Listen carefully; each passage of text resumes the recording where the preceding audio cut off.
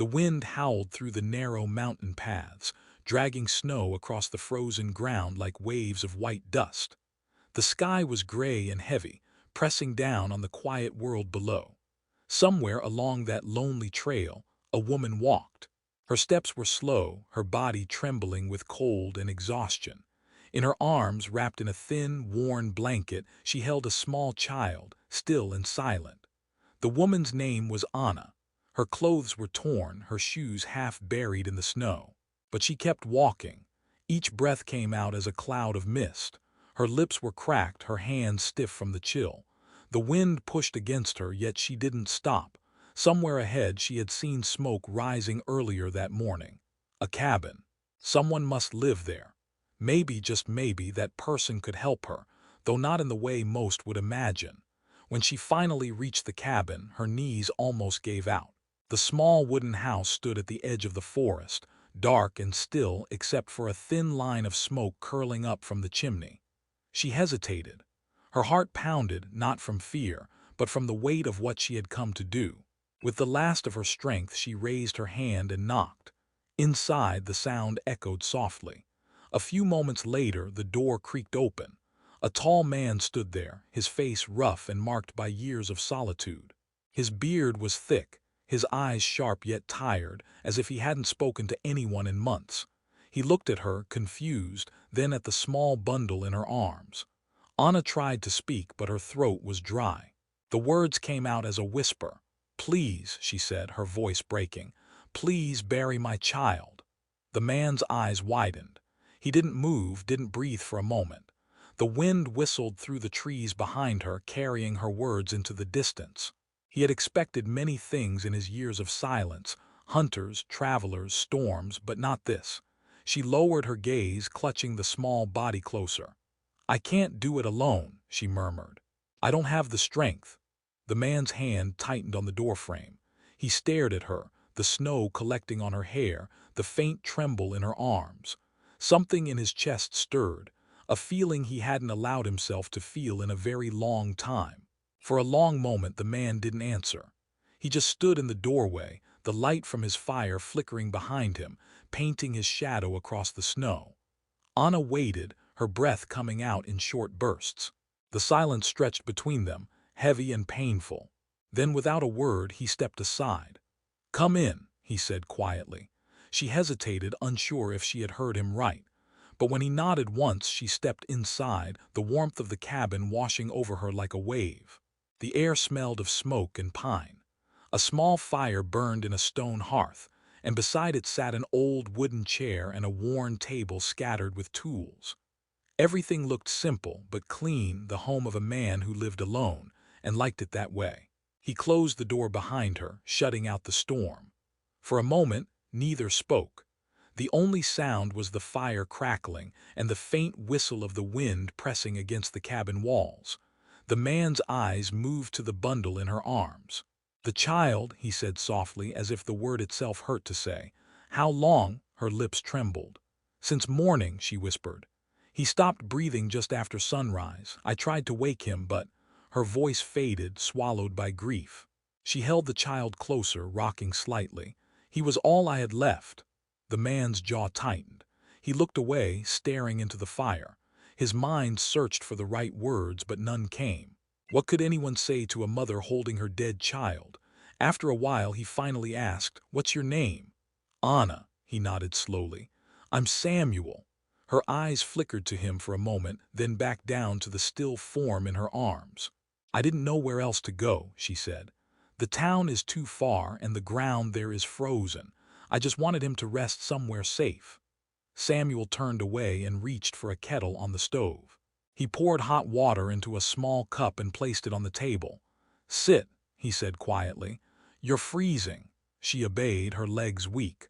The warmth of the fire touched her face, but she couldn't feel it. The child's face was pale beneath the blanket, lips faintly blue. Samuel stood nearby, watching in silence. He wasn't a man used to company. For years, he had chosen the mountains because people disappointed him. Down in the towns, there were too many words, too many lies, too much pretending. Up here, the only voice he needed to hear was the wind. It was honest, cold, sharp, but honest. And yet here stood this woman, broken, barely alive, asking him to do something no man should ever have to do. Anna looked up at him. "You live alone," he nodded once. "For a long time now." "Why?" she asked, her tone soft, not curious, just empty. He didn't answer right away. He sat across from her, elbows on his knees, staring at the fire. "Because it's quieter this way," he said at last. "People bring noise. Noise brings pain." Anna looked back down, brushing a strand of hair from her child's face. "Pain follows you anyway," she whispered. "Even up here." Her words cut through the air like a blade. Samuel glanced at her, surprised. She wasn't crying anymore, she looked past it, like someone who had lost everything and had nothing left to fear. He saw the dirt under her nails, the worn seams on her dress, the hollow look in her eyes. She had suffered long before this day. He didn't need to ask how. He could see it. "I had a husband," she said suddenly, her voice breaking the quiet. "His name was Peter. He was a good man, gentle, even when life wasn't. We lived in the valley near the river." Samuel didn't interrupt. "He worked in the forest," she continued, "cutting wood, sometimes helping hunters find their way. One day he didn't come back. They said a tree fell wrong. It was over before anyone could reach him." Her fingers tightened around the blanket. "After that, everything became harder. The food ran out. The firewood, too. The baby got sick when the cold came early this year. I tried so hard to keep him warm." Her voice cracked and she pressed her forehead to the bundle in her arms. "But the cold one." The room fell silent again. Only the fire moved, its light flickering across the rough wooden walls. Samuel felt something stir in his chest, an ache he had buried long ago. He had seen death before, but the sight of this woman, sitting so small and broken, pulled something deep within him. He stood and paced a few steps. "You shouldn't be out here," he said, his tone low. "These mountains, they don't forgive. You could have died." She gave a faint, humorless smile. "Maybe that would have been easier." He stopped walking. Her words echoed in the small cabin. Anna didn't look at him. She was staring at the child's face, whispering softly under her breath, words he couldn't make out. A lullaby, maybe, or a prayer. Samuel's hands curled into fists. The smell of smoke filled the air. He remembered another time, another voice singing to a child. His wife, Clara. Their little girl, Lily. He saw them for just a moment in the glow of the fire, and then they were gone, like smoke carried away by the wind. He turned to the window, trying to steady his breath.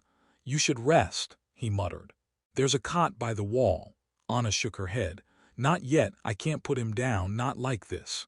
He looked at her again. The way she clutched that small body, it wasn't just love, it was survival. As if letting go meant losing the last piece of herself. He didn't know what to say.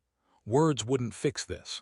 But something inside him, something buried beneath years of silence, began to stir. He walked to a shelf, found a small wool blanket and placed it beside her. "Here," he said quietly, "for him, until you're ready." Anna took it slowly, her fingers brushing his for a moment. Her skin was cold as ice. She wrapped the child in it gently, almost tenderly, as if tucking him in for one last sleep. Then she looked up at Samuel, eyes glistening in the dim firelight. "Thank you," she whispered. He nodded, but his throat tightened too much to speak. He turned back to the fire, staring at the flames. Outside, the wind howled louder, as if the mountain itself was crying. Inside, neither of them moved. Only the fire kept breathing, keeping the night from swallowing them whole. Samuel didn't sleep that night. He sat by the fire, staring into the flames as the storm raged outside. The wind slammed against the cabin walls, but inside the silence was heavier. Every crack of wood, every flicker of light reminded him of something he wanted to forget. Across the room, Anna sat on the cot. The child was still in her arms, wrapped now in the wool blanket he had given. Her eyes were open, but she wasn't really looking at anything. She just rocked slowly, whispering to the lifeless form she held. Her words were quiet, broken, scattered, fragments of prayers and memories. Samuel wanted to tell her to rest, but how could he? What rest could exist for a mother holding her child for the last time? He poured himself a bit of water, then sat back down. The fire's warmth barely touched the chill that crept through his chest. He hadn't seen another person in months before that night, not since the spring when traders passed through the valley. He liked it that way, the quiet, the distance. It kept the ghosts away. But now those ghosts were awake again. When dawn came, the storm eased. The light through the frosted window was pale and thin. Samuel stood and added another log to the fire. The smell of smoke filled the room again, mixing with the cold air. Anna hadn't moved. Her lips were dry, her face colorless. He wanted to speak, but his voice felt trapped. He finally said, "You need to eat." She blinked as if waking from a dream. "I can't," she whispered. "Not yet." Samuel didn't push. He walked to the small cupboard, took out a piece of bread and left it on the table. Then he stepped outside, pulling on his coat. The snow was deep, the sky still gray. The world looked untouched, silent, endless, empty. He stood there for a while, breathing in the cold. The mountain stretched before him, tall and cruel but beautiful in its stillness. He used to love this place. It had given him peace once when nothing else could. But now, standing there, he felt only the weight of memory. Years ago he had carried a body down the same slope, small, wrapped in his wife's shawl. His daughter had been only 6. The fever had taken her fast. Clara had cried until she couldn't stand. Samuel had dug the grave himself, hands raw and bleeding from the frozen ground.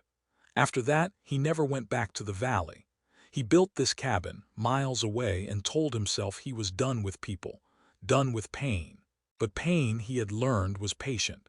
He stayed outside longer than he needed to. When he finally went back in, Anna was still sitting by the fire, but her eyes followed him this time.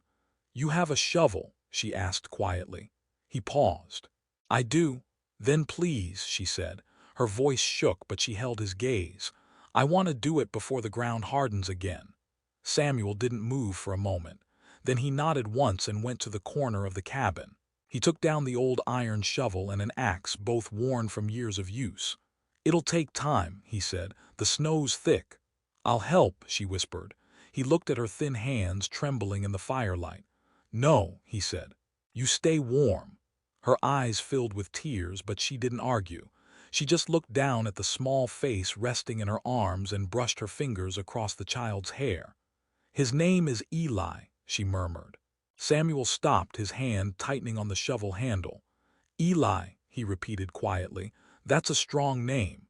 She gave a small, sad smile.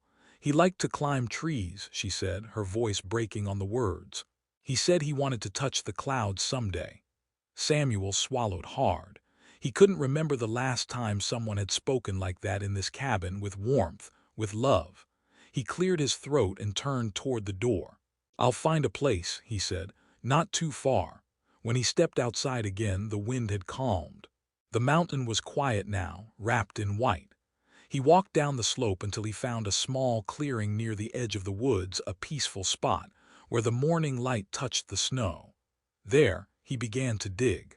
The ground was hard, the frost biting into his hands even through the gloves. Each strike of the shovel echoed through the still air. His breath came heavy, the steam rising around him. The more he dug, the more his mind drifted to Clara, to Lily, to everything he had buried and tried to forget. He stopped for a moment, leaning on the shovel. The silence of the mountain pressed on him. He realized he wasn't just digging a grave, he was digging into his own past. Every layer of frozen soil felt like a memory unearthed. When he finally returned to the cabin, sweat mixed with frost on his brow. Anna looked up as he entered. "It's ready," he said quietly. She stood slowly, her legs shaking beneath her. She held Eli close, wrapping the blanket tighter. For a moment she didn't move. Her lips pressed against the child's forehead. "You'll sleep warm," she whispered. Samuel turned away to give her space. When she was ready, she followed him out into the cold. The snow crunched under their feet as they walked. The sky was pale, the wind soft now, as if the mountain itself had gone quiet for them. At the edge of the clearing, Samuel stopped. The hole he had dug was small, lined with pine branches. Anna knelt beside it, tears freezing on her cheeks. Her voice trembled as she spoke to her child one last time, words only a mother could say. Samuel stood a few steps back, his head bowed. When she finally looked up, she said, "Thank you." He stepped forward, took off his hat, and knelt beside her. His hands were rough and scarred, but gentle as he helped her lower the small bundle into the ground. Together, they covered it with soil. Each handful fell softly, like a whisper. When it was done, Anna just sat there, staring at the mound of snow-covered earth. Samuel stayed beside her, silent, the cold biting through his coat. He wanted to say something, anything, but the words caught in his throat. Then quietly, almost too soft to hear, she said, "You've been kind to me, stranger." Samuel looked at her, his breath visible in the cold air. "Kindness," he said, his voice low. "That's something I forgot how to be."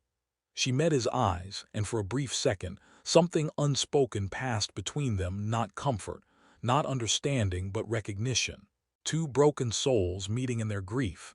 The wind picked up again, brushing snow from the trees. Samuel stood and offered her his hand.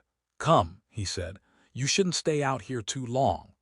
Anna took his hand, weak but steady. As they walked back to the cabin, the mountain loomed behind them, silent, endless, watching. The days that followed blurred together. The mountain held its quiet, as if watching them from above, unmoving and eternal. Samuel spent his mornings chopping wood, clearing snow, doing whatever work kept his hands busy. Anna stayed mostly inside, near the fire, her eyes fixed on the flickering light. She rarely spoke. When she did, her voice carried the faint echo of someone trying to find her place again in a world that no longer made sense. At first, Samuel didn't ask her to help with anything. She looked too fragile, like one touch could shatter her. But little by little, she began to move around the cabin, sweeping the floor, tending to the fire, folding the blanket where her child once lay. It was the kind of quiet routine that grief sometimes demands. One morning, Samuel stepped out to fetch water from the stream. The air was sharp, the snow crunching beneath his boots. When he returned, he found Anna standing by the window, staring at the distant ridge. The light caught the side of her face, making her look almost peaceful. He set the bucket down gently. "You all right?" She didn't turn. "I heard a sound," she said softly, "like someone calling." Samuel glanced toward the mountains. The wind could make strange noises up here, the cry of an animal, the groan of trees bending under ice. "Just the wind," he said. She nodded slowly, but her eyes stayed on the ridge. "It sounded like Eli." He froze for a moment, unsure what to say.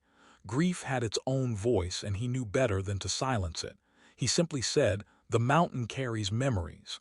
It echoes them sometimes." She looked at him then, as if searching for something in his eyes. "You've lost someone too," she said. It wasn't a question. He didn't answer right away. He went to the table, poured water into a tin cup, and took a slow sip. The cold bit at his teeth. "A long time ago," he finally said. Anna waited. "My wife and daughter," he continued quietly. "They got caught in a storm while I was down by the river. I found them the next morning." The words came out flat, but his hands shook slightly as he set the cup down. "I buried them by the big pine near the pass. Haven't been back since." Anna's eyes softened. "I'm sorry," Samuel gave a small shrug. "The mountain took them, and I let it take me too." She studied him for a moment. "Is that why you live alone up here?" He nodded. "There's a kind of peace in silence. You stop expecting anything. No joy, no pain. Just stillness." "But stillness isn't living," she whispered. Her words lingered in the air. Samuel looked at her, this woman who had walked through snow carrying her dead child, and wondered how she still had the strength to say something like that. Later that day, as the sun dipped low, he decided to take her to the stream. "You need fresh air," he told her. She hesitated but followed him out. The snow glittered under the fading light, and the sound of water trickling beneath the ice broke the silence. "This is where I come when it gets too quiet," Samuel said. "The sound of water reminds me the world still moves." Anna knelt by the edge, touching the frozen surface. "It's beautiful," she whispered. Then, after a pause, "It feels wrong, doesn't it? How the world keeps going when everything in you has stopped." Samuel nodded. "It does." They stayed there for a while, neither speaking. Then Anna said, "When I buried Eli, I thought I'd buried myself too. But when I saw you digging, I realized something. You looked like you were fighting the ground itself." He looked at her, confused. "You weren't just helping me," she continued softly. "You were fighting your own ghosts." He wanted to deny it, but he couldn't. "Maybe," he said. When they returned to the cabin, the fire had burned low. Samuel added more wood, the crackle filling the silence. Anna sat near it, rubbing her hands together. Then she looked up at him again. "Why did you help me?" He didn't answer right away. The question caught him off guard. "Because you knocked," he said finally, "and I couldn't close the door." She gave a faint smile. "You could have, most would have." "Maybe," he said, staring at the fire. "But something in your voice, I don't know. It sounded like someone calling me back." Anna's eyes glistened. Back to what? He didn't know. Back to life. Back to feeling. He wasn't sure. But as he looked at her, at the faint warmth returning to her face, at the way her eyes still carried hope despite all she'd lost, he realized something had shifted. The next morning, Samuel woke before sunrise. The cabin was still, the fire cold. He stepped outside and breathed in the icy air. The sky was just beginning to turn pink over the peaks. For the first time in years, he felt something stir in his chest that wasn't pain. When he came back in, Anna was awake, sitting at the table. She had found a small piece of charcoal and was sketching something on the back of a scrap of paper. "What's that?" he asked. She smiled faintly.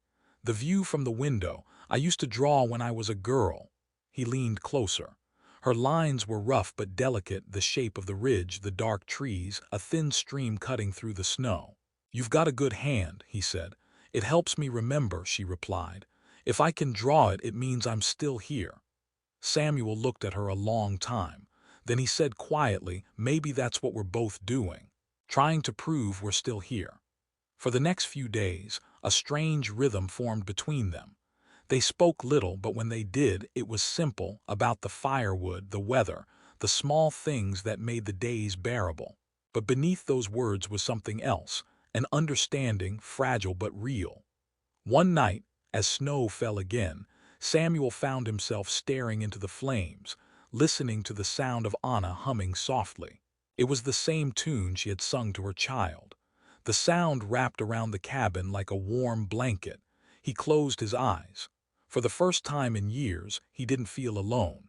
He didn't know it yet, but something inside him had begun to thaw, slow, steady, unstoppable, like the first trickle of spring beneath the ice. The mountain storm returned 3 nights later, fiercer than before. The wind howled against the cabin, shaking the shutters, carrying with it a sound that felt almost human, a cry that rose and faded in the darkness. Samuel woke to the noise and went to the fire, throwing in more logs. The flames caught quickly, lighting up the room with a soft, trembling glow. Anna stirred from her cot. "Is it the wind again?" she asked, her voice weak but calm. Samuel nodded. "A bad one." She sat up, wrapping the blanket tighter around her shoulders. "It sounds angry." He gave a small, tired smile. "The mountain's always angry. We just live under its moods." Outside, the snow slammed against the roof in sheets. The cabin groaned. Samuel checked the window latches, then turned back toward Anna. She was standing now, staring at the door. "What is it?" he asked. "I don't know," she said slowly. "It feels different tonight." He looked at her for a long moment, then stepped closer to the door. The cold seeped through the cracks. When he opened it a little, a gust of snow rushed in, biting his skin. He peered out, nothing but white, swirling air. Still, something in the wind's sound made his stomach twist. He shut the door again and dropped the wooden bar in place. "Stay close to the fire," he said. Hours passed and the storm didn't ease. The noise grew louder, like the mountain itself was moving. Samuel sat at the table sharpening his knife, not for fear, but out of habit. Anna watched him silently. The flicker of the fire danced across his face, highlighting the lines carved by years of loss and solitude. Finally, she said, "You've lived here a long time. You must have seen storms like this before." He nodded. "But not one that feels like this." Anna tilted her head. "Feels," he hesitated. "The air's heavy, the kind that warns you something's coming, maybe a slide up the ridge." She frowned. "A slide, snowfall that gives way," he said. When the weight's too much, the mountain lets go. She looked toward the window, the pale outline of the ridge barely visible through the storm. Can it reach us? He didn't answer right away. If it does, we'll hear it first. That wasn't much comfort, but she nodded anyway. The fire crackled, a soft sound against the roar outside. As the night dragged on, Anna began to doze in her chair, her head resting against the wall. Samuel kept watch. He couldn't sleep. He felt something deep in his bones, the same kind of feeling he'd had the night his wife and daughter were lost. The air too still, the quiet too deep right before the storm hit hardest. Then just before dawn the sound came, a deep rolling thunder that seemed to rise from the earth itself. The cabin trembled. Anna woke with a start. "What is that?" Samuel stood instantly. "Get down!" The roar grew louder, like 100 drums beating at once. He grabbed her arm and pulled her away from the window just as a violent crash shook the walls. The snow slid down the mountain in a torrent, smashing through trees, swallowing everything in its path. When it finally stopped, silence returned, thick and suffocating. Samuel waited, listening. No sound but their own breathing. He moved to the window and looked out. The world was unrecognizable, a sea of white. The path to the woods was gone, buried. Anna joined him, her hand trembling on the windowsill. "It's all covered," she whispered. "Everything." He nodded. "The whole ridge must have come down." They stared out for a long time. The mountain looked peaceful again, as if nothing had happened. But Samuel knew better. Avalanches were nature's way of erasing what came before. When the day fully broke, Samuel bundled up and forced the door open. The snow reached his knees. He scanned the slope, the stream, the trees, even the spot where they had buried Eli. It was gone, buried under tons of snow. Anna stepped outside behind him, eyes wide. "No," she whispered. She ran forward, falling to her knees in the deep snow. "Eli's grave, it's gone." Samuel followed, kneeling beside her. He could see the pain twisting her face. "The mountain didn't take him," he said quietly. "He's still there, just sleeping deeper now." She pressed her hands to the snow, tears freezing on her cheeks. "I can't lose him again." Samuel hesitated. Then he reached out, placing his rough, calloused hand over hers. "You haven't, he's here. And he always will be." For a long while she didn't move. The cold bit through their clothes, but neither cared. The mountain was still again, its fury spent. As they stood to return to the cabin, Anna looked back at the buried clearing. "When I came here," she said softly, "I wanted to die with him, but now I don't know. Maybe I was meant to find you first." Samuel met her eyes, and for the first time in years he didn't look away. "Maybe we both needed to find someone," he said. Back inside, he built the fire higher. The flames filled the cabin with a golden glow, chasing away the shadows. Anna sat by the hearth, silent, staring into the light. Samuel took a seat across from her. The warmth reached their faces, softening the lines of grief. After a long pause, Anna said, "I used to think God had turned his back on me." Samuel stirred the fire. "Maybe he didn't turn away. Maybe he sent you here," she smiled faintly. "And you think he sent you to dig graves?" He chuckled, a dry, quiet sound. "Maybe to dig something else up." Her eyes softened. "What's that?" He looked into the flames. "Hope." They sat there in silence, listening to the fire. The wind outside had finally calmed. Through the small window, the first hints of sunlight touched the snow, gold brushing against white, melting just enough to sparkle. For the first time since the night she arrived, Anna closed her eyes, not from exhaustion but from peace. Samuel watched her quietly. He realized she was right, the storm had changed something. Not just the mountain, but them. He leaned back in his chair, the warmth of the fire wrapping around him. Outside, the mountain loomed large and endless, but for the first time it didn't feel cruel. It felt alive, like it was breathing with them, forgiving, patient, waiting for something new to grow beneath the snow. Spring came slowly to the mountains that year. The snow melted in thin rivers that trickled down the slopes, carving small paths through the frozen earth. Trees, once black and bare, began to wear a faint mist of green. The air changed too, softer, kinder. Samuel could feel it each morning when he stepped outside to split wood. The cold didn't bite like before. The silence wasn't empty anymore. Inside the cabin, Anna had changed as well. The color had returned to her cheeks, and her hands no longer shook when she worked. She had started baking small loaves of bread using what little flour Samuel had left. Sometimes, when she thought he wasn't looking, she would hum while she worked a soft tune, the same lullaby she had once sung to Eli. The first time Samuel heard it, it caught him off guard. It filled the cabin with something unfamiliar, something he hadn't felt in years, a quiet warmth that wasn't from the fire. He didn't interrupt her. He just listened, pretending to read by the light of the flames, but his eyes never moved across the page. One morning, Anna stood by the door, looking out toward the slope where Eli had been buried beneath the avalanche. "The snow's melting there," she said softly. "Do you think we could go back soon?" Samuel paused his work and followed her gaze. The ridge still looked heavy with ice, but patches of earth had begun to show through. "A few more days," he said. "The ground will soften." She nodded, her eyes distant. "I just want to see it again, even if it's changed." He understood. Some places, no matter how painful, called you back. That afternoon they walked to the stream together. The water ran clear now, breaking apart the last bits of ice. The sound of it filled the valley, a living sound. Anna crouched down to wash her hands, her reflection shimmering on the surface. Samuel watched her quietly. "It's strange," she said after a moment. "When I first came here, I thought the mountain hated me. I thought it was punishing me." He nodded. "It punishes everyone who comes unprepared." "But maybe it wasn't hate," she said.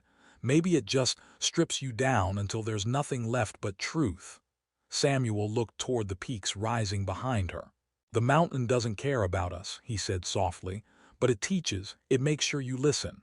Anna smiled faintly. "Then maybe I finally did." They stayed there until the sun dipped behind the ridge. On the walk back, she asked him about his wife and daughter for the first time. He spoke slowly, carefully, about Clara's laughter, about little Lily's habit of collecting pine cones, about the night the storm took them. Anna didn't interrupt. She just listened, her eyes glistening in the fading light. When he finished, she reached out and touched his arm. "You didn't bury them alone," she said. "You carried them with you. You still do." He didn't answer, but her words stayed with him all the way back to the cabin. A few mornings later, they went together to the clearing where Eli's grave lay buried. The snow had melted enough to show the ground beneath uneven but firm. They stood side by side in silence. The air smelled of pine and damp soil. Anna knelt and brushed her hands across the earth.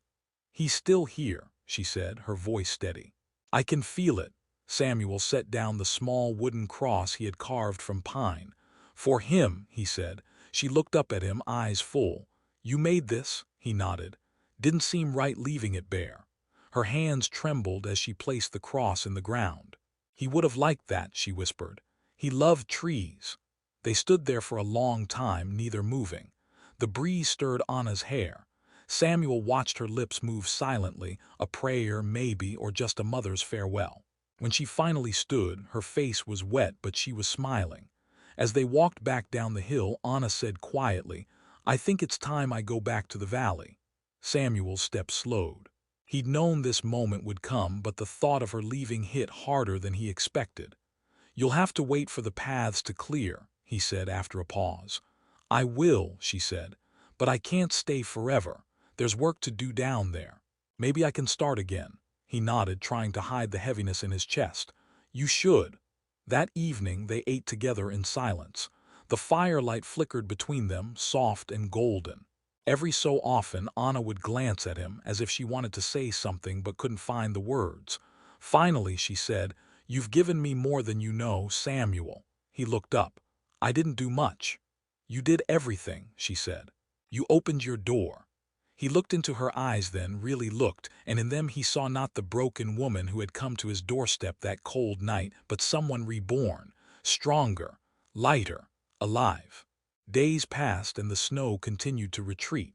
The mountain shifted from white to green, life returning in small bursts, a patch of moss here, a bird's call there.